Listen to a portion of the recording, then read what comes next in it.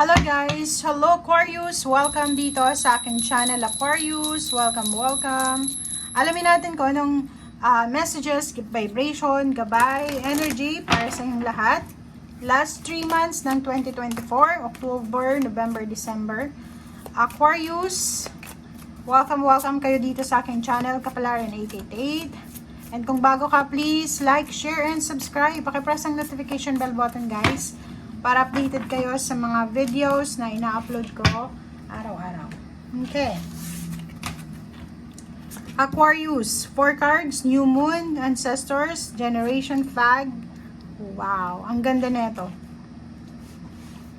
Alam mo yung energy mo na to, sobrang ganda Aquarius. Kasi tatapusin mo yung taon ng 2024 na punong-puno ng new beginnings, ng promise, ng good karma, ng illumination, ng awakening, ng power. Okay? So, ano yun? Dito sa promise, may mga relationship na pwedeng mag-reconcile, emotional, pamilya, intimate relationship, kaibigan, katrabaho, or kung ano man tong mga new beginnings na pwedeng mangyari, lalo na sa mga may karelasyon, or yung iba na maraming mga kaaway, or yung iba na yung iba na maraming mga bagay-bagay na hindi magkaunawaan, or may mga issues na posibleng hindi maganda. Okay?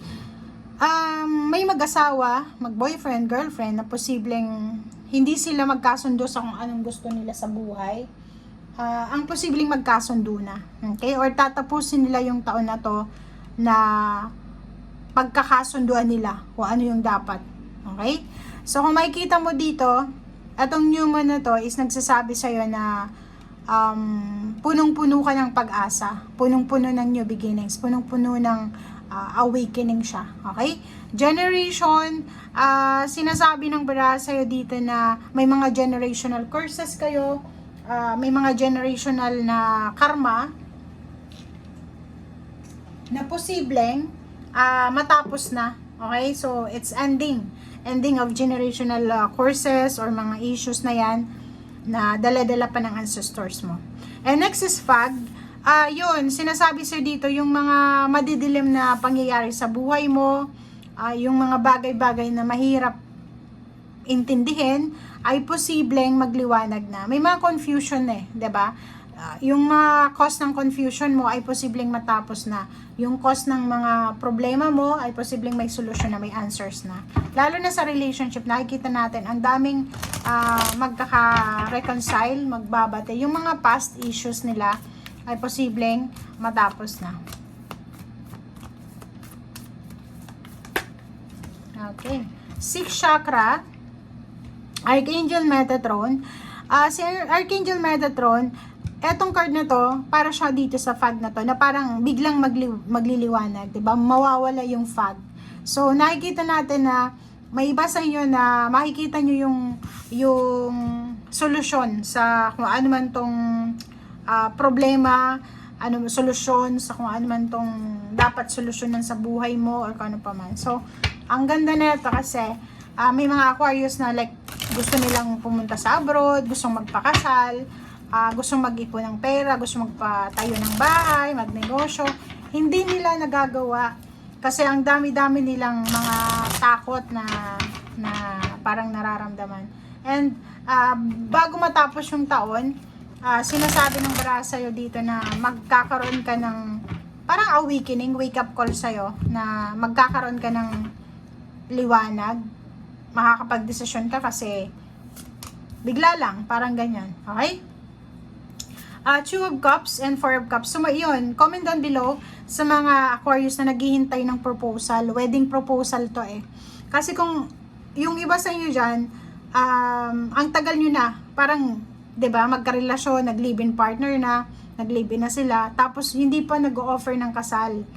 So, ngayon, biglang magliliwanag siya. Parang may mga signs na, symbols na, messages na ipapahiwatig sa'yo na ready na siyang pakasalan ka, or gusto niya nang magpakasal, ganito kayo. So, kung ano man itong hinihintay mo, darating siya sa iyo ngayong 3 months na to. Pera. So, kung makikita mo dito, it's either relationship, offer, proposal, ay posibleng darating, lalo na pera. Okay? Kung ano man tong hinihintay mo, may celebration, wow. So, sobrang masaya yung 3 months na to. Kung hindi ka man mag-celebrate ngayong October and November, sigurado to December to, na maraming occasion, like may kasal, binyag, may bibinyagan, mayroong pera, lump sum, release of lump sum money.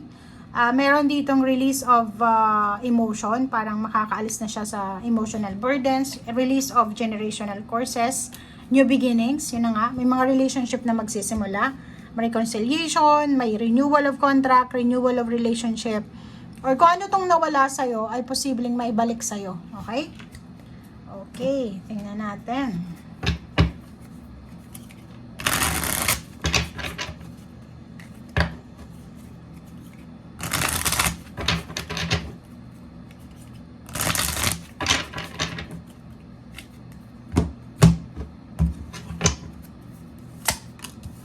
Okay, 6 of Cups, Warrior of Wands, and then King of Coins.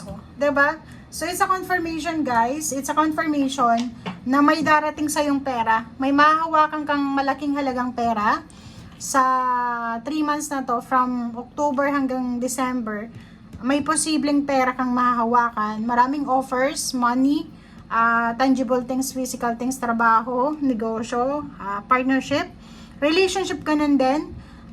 May mga 6 of Cups tayo dito, so posibleng may mag-o-offer ng relationship sa'yo, yung mga exes mo, yung mga dati mong kakilala. May mga reunion ditong mangyayari. Ingat-ingat lang sa mga magre-reunion dyan, school reunion or saan mang reunion na yan na pwedeng ma-met mo yung past mo, past relationship, kasi pwedeng may magkabalikan, okay? And Warrior of Wands, sinasabi ng bara sa'yo na wag na wag kang gagawa ng desisyon ng hindi mo pinag-iisipan. Ibig sabihin, wag tayong aggressive kasi dito lalo na, halimbawa, magkita kayo sa reunion, sa bus station, sa airport, or kung saan man, sa social media ng iyong ex. Since maraming renewal dito, pwedeng mag-renew yung relationship nyo. Okay? Ingat-ingat kayo may celebration dito because of money. May celebration dito dahil sa lump sum of money. Pwedeng may mga winnings, 'di ba? Lottery, or pwedeng yung iba sa inyo diyan, may mga umutang sa inyo tapos magbabayad na sila. May mga payouts, bonuses.